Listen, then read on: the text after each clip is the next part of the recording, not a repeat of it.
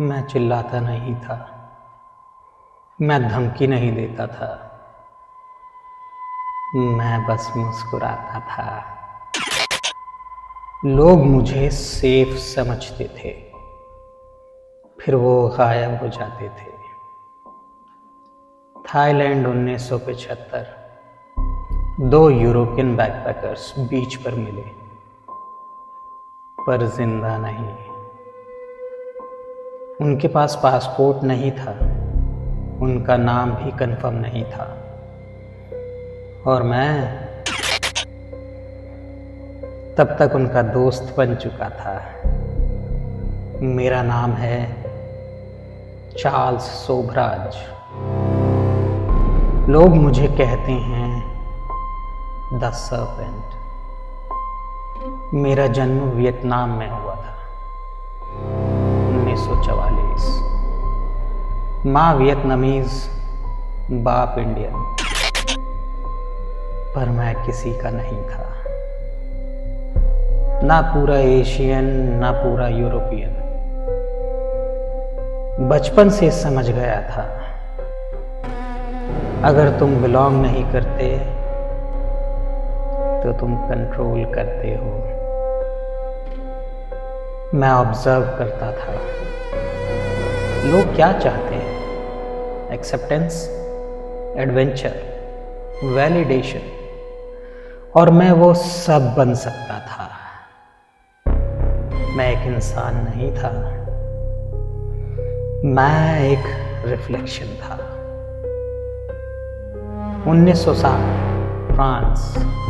छोटी मोटी चोरियां, फ्रॉड, फेक आइडेंटिटीज। जेल गया, पर जेल मेरे लिए पनिशमेंट नहीं थी, ट्रेनिंग थी। वहां मैंने सीखा, रूल्स फॉलो करने वाले लोग प्रेडिक्टेबल होते हैं, और प्रेडिक्टेबल लोग मैनिपुलेट किए जा सकते हैं। मैं वायलेंट नहीं बना,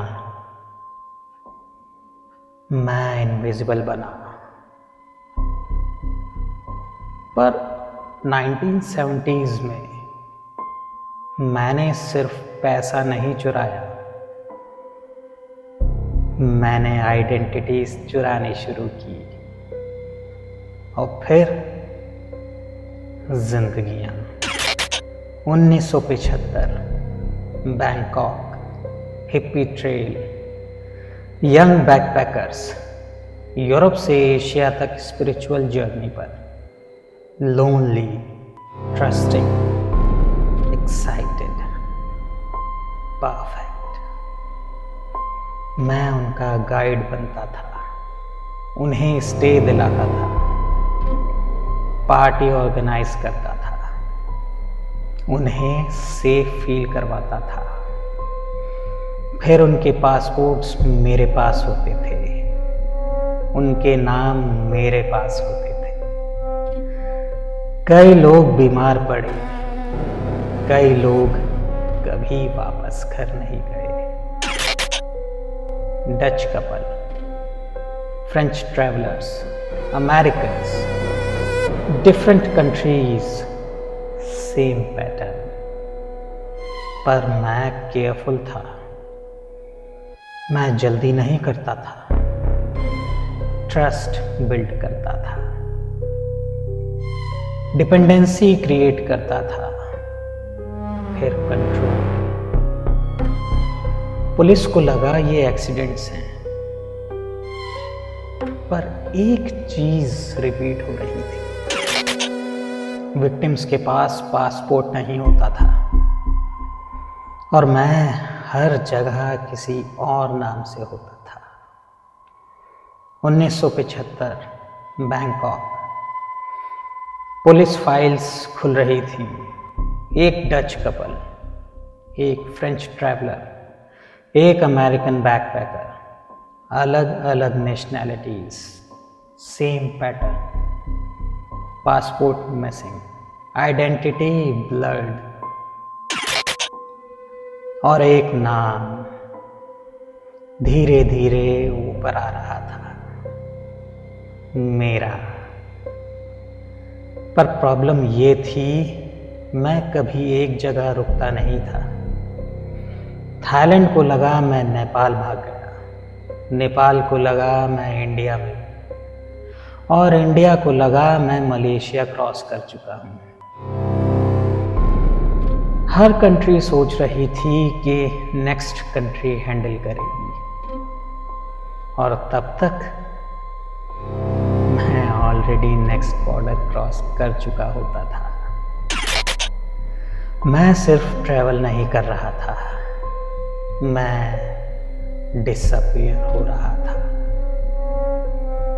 कभी एलेन गॉटियर, कभी ज्वेलरी डीलर, कभी businessman, fake passports, stolen identities, real confidence.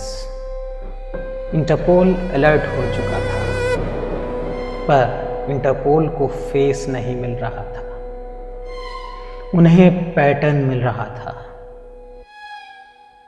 एक डिप्लोमेट हर्मन निपनबर्ग बैंकॉक में फाइल्स कनेक्ट करने लगा।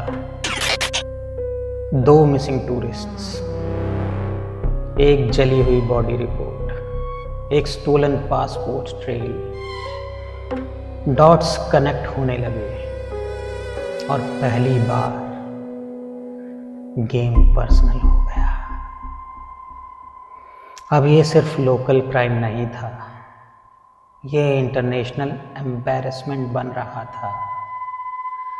यूरोपियन एम्बेसीज प्रेशर डाल रही थी, मीडिया क्वेश्चंस पूछ रही थी, बैकपैकर्स एशिया में सेफ क्यों नहीं? और हर बार इन्वेस्टिगेशन जब मेरे करीब आती, मैं कंट्री चेंज कर देता। पर एक गलती हो गई, कॉन्फिडेंस। मुझे लगा मैं सिस्टम से स्मार्टर हूं। 1976, न्यू दिल्ली। मैं सोच रहा था गेम अभी भी मेरे कंट्रोल में है।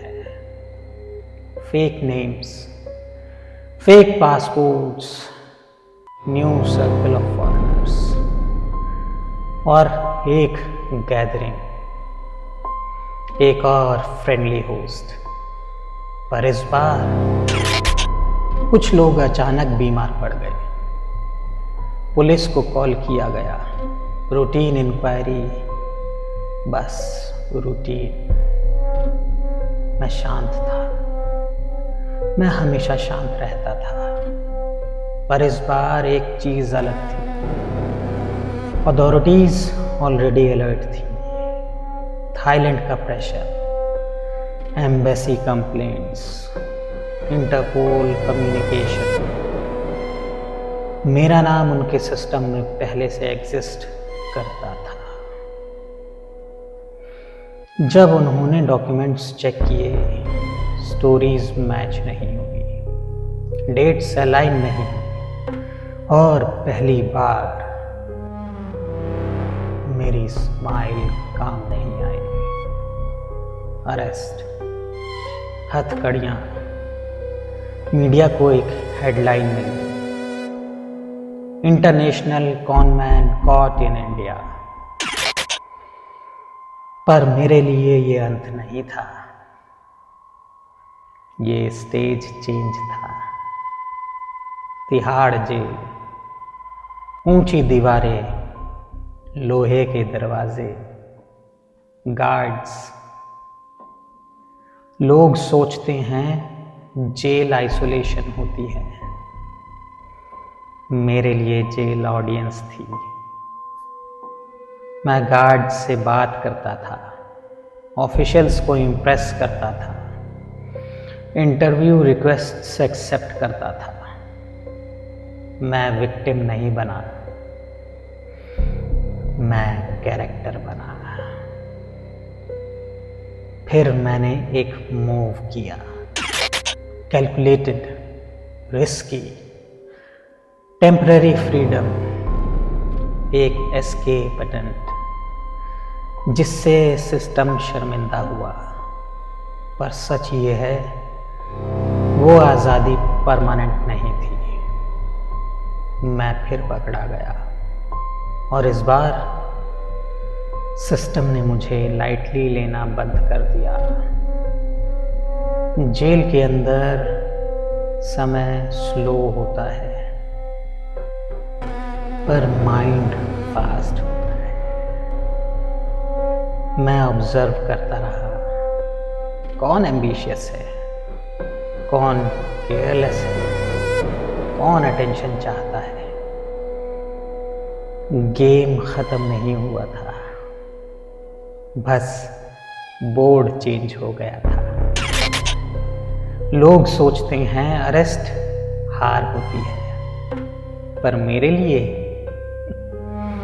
अरेस्ट एक्सपोजर था। मैं अब अंडरग्राउंड नहीं था, मैं हेडलाइन था। पर हेडलाइन होने का एक साइड इफेक्ट भी होता है, मिथ बिल्ड होता है और मिथ डेंजरस होता है। सच क्या था? मैं इनविंसिबल नहीं था, मैं ज़रूरत से ज़्यादा कॉन्फिडेंट था। कॉन्फिडेंस जब अकाउंटेबिलिटी के बिना होता है तो वो सेल्फ डिस्ट्रक्शन बन जाता है। 1976 में जो अरेस्ट हुआ वो सिर्फ एक क्रिमिनल का अरेस्ट नहीं था, वो इल्यूजन का क्रैक था। और हर इल्यूजन एक दिन टूट ही जाता है। सच क्या है? मैं वायलेंट क्यों बना? पावर। मैं बचपन से पावरलेस था। Mixed identity, rejection, isolation. तो मैंने डिसाइड किया कि अगर दुनिया मुझे डिफाइन करेगी तो मैं दुनिया को मैनिपुलेट करूंगा। मैं लोगों को इंसान नहीं समझता था,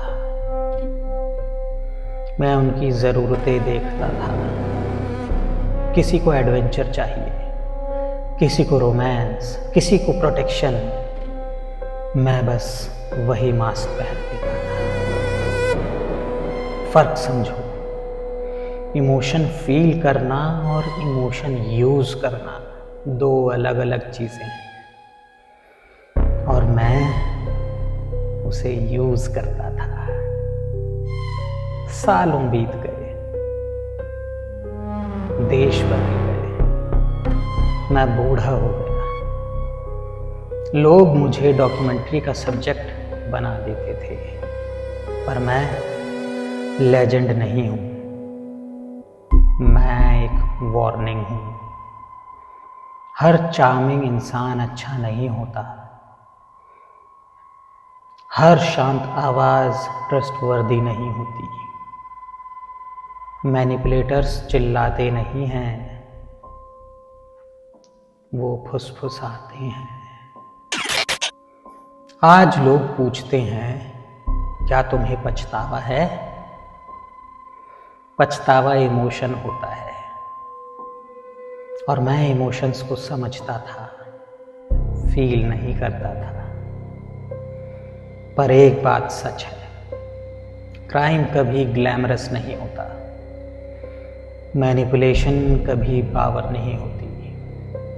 टेम्पररी कंट्रोल परमानेंट डिस्ट्रक्शन लाता है। विक्टिम्स की फैमिलीज, उनके अनआंसर्ड क्वेश्चंस, वो खामोशी, वो असली कीमत है। मैं चार्ल्स सोभराज हूं, मैं सर्पेंट नहीं था। मैं एक एग्जाम्पल था कि चार्म जब मोरालिटी के बिना होता है तो वो पॉइजन बन जाता है। ये कहानी किसी को ग्लोरीफाई करने के लिए नहीं है, ये एक साइकोलॉजिकल केस स्टडी है, रेड फ्लैग्स समझने के लिए। Over charm, fast trust building, isolation tactics, identity confusion, emotional mirroring. इसलिए अवेयरनेस ही प्रोटेक्शन है।